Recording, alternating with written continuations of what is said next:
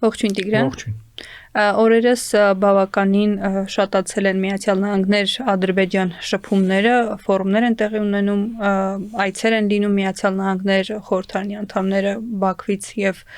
նաեւ ինչ որ վերլուծաբաններ են գնում Միացյալ Նահանգներ, այս ակտիվությունը ինչի մասին է խոսում, որքանով է սա նաեւ կապված օգոստոսի 8-ի համաձայնության հետ։ Այո, ճիշտ է, վերջին օրերի ընթացքում շփումները ակտիվացել են ադրբեջանական եւ ամերիկյան կողմի միջեւ, հենց այս օրերին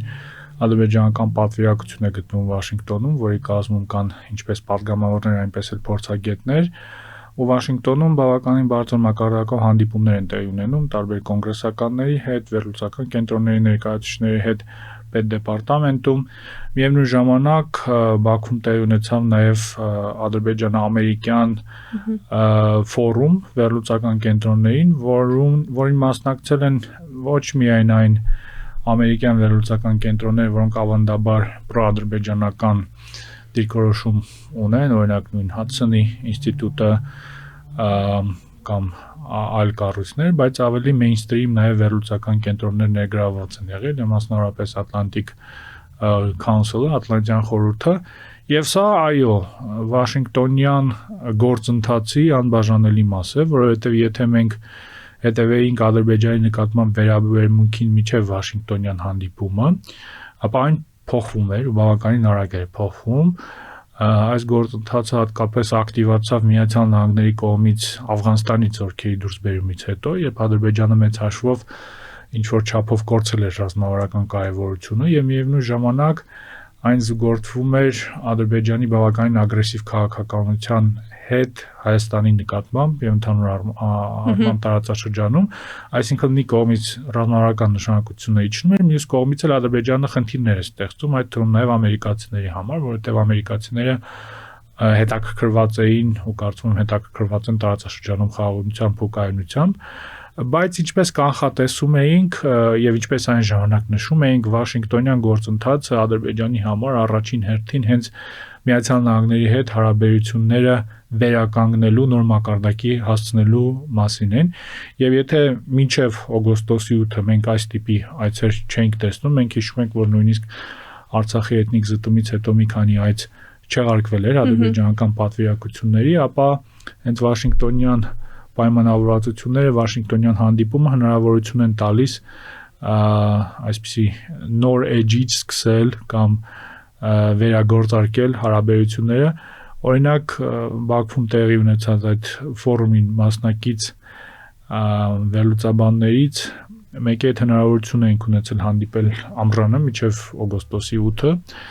եւ նա մասնավոր զրույցում բավականին անկեղծորեն նշում էր, որ նախկինում, այսինքն այդ պահի դրությամբ նախկինում նա բավականին լավ վերաբերմունք ուներ Ադրբեջանի նկատմամբ, Ղարաբաղյան հակամարտության հարցում ավելի շատ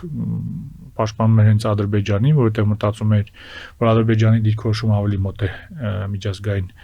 իրավունքին, բայց հենց նշելով այդ գործընթացները, որոնք տեղի ունեցան, առաջին հերթին Ադրբեջանի ագրեսիվ պահվածքը եւ մաքսիմալիստական ինչ-որ դիրքորոշումները տարբեր հարցերով, այդ վերաբերմունքը փոփոխվում էր եւ նա նշում էր, որ օրինակ այս պահին ընկալելի չեն Ադրբեջանի գործողությունները նույն այդ կարևոր վերլուծական կենտրոնների համար, որոշում կայացնողների համար Վաշինգտոն եւ հիմա արդեն ամիսներ անց Վաշինգտոնից հետո, Վաշինգտոնյան հանդիպումից հետո տեսնում ենք այդ նույն մարդը, ով նախկին պաշտոնյա է ու բավականին բարձր պաշտոն է զբաղեցնում նաև վերլուծական կենտրոններից մեկում, գտնվում է Բաքվում եւ մասնակցում է այս քննարկումներում։ Այսինքն պետք է հասկանալ, որ այս պահի դրությամբ Ադրբեջանը կարծես թե մաքսիմումն է կորզում այս գործընթացից, ինչպես Միացյալ Նահանգների հետ հարաբերություններում, բայց իրականում նաև ապաշրջափակման գործընթացում կարող եմ եւ առիթ չենք ունեցել այս թեման քննարկել, բայց օրինակ Եվրոպական միության հետ Ադրբեջանը այս փուլում բավականին ակտիվ բանակցություններ է վարում ֆինանսական աջակցություն ստանալու համար, սեփական տարածքում ենթակառուցվածքներ կառուցելու համար, որոնք նրանք փաթեթավորում են հենց այս ապաշրջափակման թրիփի գործընթացի մեջ։ Մինչդեռ Հայաստանի կողմից Հայաստանի պարագայում իհարկե եւս տեսանելի են որոշ գործընթացներ եւ դա եւս կքննարկենք, բայց այս փուլում դրանք կարծես թե ավելի չնչին նշանակություն ունեն, քան այն ինչ տեսնում ենք Ադրբեջանի դեպքում։ Իդեպ տարածաշրջան այց է կատարել Միացյալ Նահանգների պետքարտուղարի տեղակալը Ալիսոն Հուկերը, որը եղել է Երևանում, ապա Բաքու է այցելել։ Այս այցը ինչով է պայմանավորված, ինչ-որ հատուկ նշանակություն պետք է տալ, թե ոչ։ Այո, կարծում եմ սա հենց Վաշինգտոնյան գործընթացի շրջանակում պետք է դիտարկել այս հարցը, պարզ է, որ առաջնային թեման հենց TRIP նախագիծն է եւ կարծես թե մեծաշով դրա մասին խոսվում է նաեւ։ Երկկողմ բնույթի հարաբերություններ եւս քննարկվել են, ինչպես Բաքվում, այնպես էլ Երևանում։ Վստահաբար այստեղ կարծում եմ կարևորը այն է, որ դες շատերը մտավախություն ունեին, որ Վաշինգտոնից հետո կարող է գործընթացը դանդաղել, ակտիվ արագ չշարժվել, կամ ընդհանուր առմամբ շատերը Վաշինգտոնյան համաձայնությունները ավելի շատ որպես PR դաշտում էին դիտարկում։ Այն, որ վերջին ամիսների ընթացքում առնվազն հայ-ամերիկյան ուղղությամբ հայ-ամերիկյան հարցության մեջ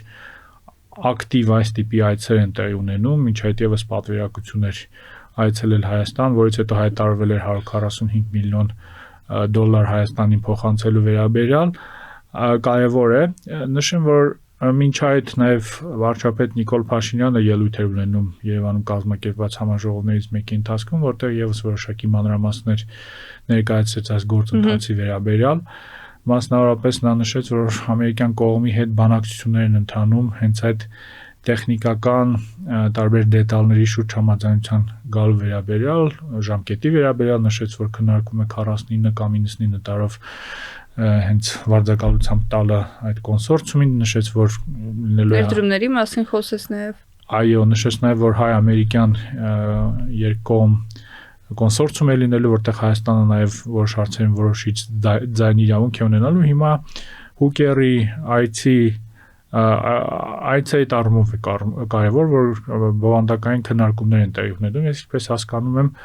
կարծեմ, եթե չեմ սխալվում, նաև պաշտոնական հայտարարություն եղավ այդ մասով, որ այդ երկկողմ աշխատանքային խմբերը արդեն ստեղծվել են, որոնք եւ պետք է զբաղվեն այդ տեխնիկական խնդիրների հարցերի համաձայնությամբ։ Ու նաև Բաքու այցը կարևոր է այն առումով, իդեպ Բաքվում նաև այդ ռազմավարական գործընկերության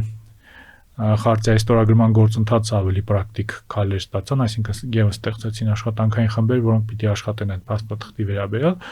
բայց առաջին հերթին իհարկե այս պետք է դիտարկել ապաշրջափակման համատեքստում եւ այն, որ Թրամփի վարչակազմը շարունակում է ակտիվորեն ներգրավված լինել այս գործընթացում եւ քննարկումները ավելի բովանդակային են, քան սիմվոլիկ։ Հետաքրքիր է, որ այս ամենին մի քիչ այլ աչքով է նայում Թուրքիայի արտգործնախարարը, մասնավորապես հիշեցնում է էլի այսպես կոչված Զանգեզուրի միջանցքի մասին, սահմանադրական փոփոխությունների մասին եւ նշում, որ դրանց իրագործումից եւ վերջնական ինչ-որ փաստաթղթի ստորագրումից հետո միայն հնարավոր է խոսել Հայաստան-Թուրքիա հարաբերությունների կարգավորման մասին։ Այս գործնական քայլերը, որոնք հիմա արվում են, Միացյալ Նահանգներ, Ադրբեջան, Հայաստան ձևաչափով, Թուրքիային չեն նշնչում այդ վստահությունը։ Կարծում եմ այստեղ խնդիրը այն է, որ եւ Ադրբեջանը եւ Թուրքիան միգուցե այս պայմանավորվածությունները այլ ձև են հասկանում, քան Հայաստանը։ Եվ սա, ինչպես բազմիցս նշել են, գլխավոր խնդիրն է այս գործընթացի, որ վերջում կարող է ստեղծվել մի իրավիճակ, երբ կրկին Բաքուն ու Երևանը եւ իրականում միգուցե նաեւ Անկարան այդ պայմանավորվածությունները իրենց համար ցանկալի ձևով կմեկնաբանեն, բայց Ֆիդանի հայտարարությունը այս փուլում իհարկե հատկանշական էր այն առումով, որ կրկին ուղիղ տեքստով, բաց տեքստով նշվեց, որ Թուրքիան չի պատրաստում գնալ ամբողջ ճական կարգավորման, քանի դեռ Հայաստանը չի լուծել խնդիրները Բաքվի հետ, եւ դրա բացատրությունն էլ տրվեց, որը հայտնի էր բոլորին, բայց հատկանշական է, որ արդեն բարձրաստիճան դիվանագետի մակարդակով է սա նշում, որ եթե հայ-թուրքական հարաբերությունները կարգավորվում են մինչև Ադրբեջանի հետ հարաբերությունների կարգավորումը Հայաստանի, Երևանը կարող է կորցնել ընդհանրապես մոտիվացիան շարժառիթները գնալ Ադրբեջանի հետ կարգավորման ճանապարհով։ Սա մի իրողություն է, որի հետ պետք է հաշտվել, սա այս իրողությունը գոյություն է ունեցել տասնամյակներ շարունակ։ 20 թվականի պատերազմից հետո կային ինչ-որ հույսեր Հայաստանում, որ Թուրքիան այնուամենայնիվ կմեղմի այդ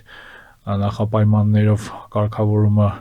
իրականացնելու մոտեցումը, բայց տեսնում ենք, որ նույնիսկ Լեռնային Ղարաբաղի հայաթափումից հետո ամբողջական Թուրքիան շարունակում է ունենալ այդ նախապայմանները։ Հիշում ես ամիսներ առաջ կարծեմ նույն Հական Ֆիդանը հայտարարել էր, որ հունվարին 26 թվականին կարող են լինել ինչ-որ զարգացումներ, վերջերս մամուլում եւս հայտարարություններ եղան այդ թեմայով, մասնավորապես Գարո Փալյանը իր հարցազրույցներից մեկում նշել էր, որ ամենայն հավանականությամբ 26 թվականի հունվարին կարող է բացվել սահմանը երրորդ երկրների քաղաքացիների համար եւ դիվանագիտական հանձնագրեր կրող մարդկանց համար, միգուցե դա կարելի է ակնկալել մոտ ապագայում, բայց ինչ վերաբերում է հարաբերությունների հաստատմանը, սահմանի ամբողջական բացմանը, այստեղ իհարկե պետք է սպասել ընտրություններին եւ ընտրություններից հետո արդեն տեղի ունեցող զարգացումների, մասնավորապես սահմանադրության փոփոխության կամ չփոփոխության, պայմանագրի ստորագրման կամ չստորագրմանը, ամեն ինչ մեծաշով դրանից է կախված լինելու։ Շնորհակալ եմ Տիգրան։ Ես եմ շնորհակալ։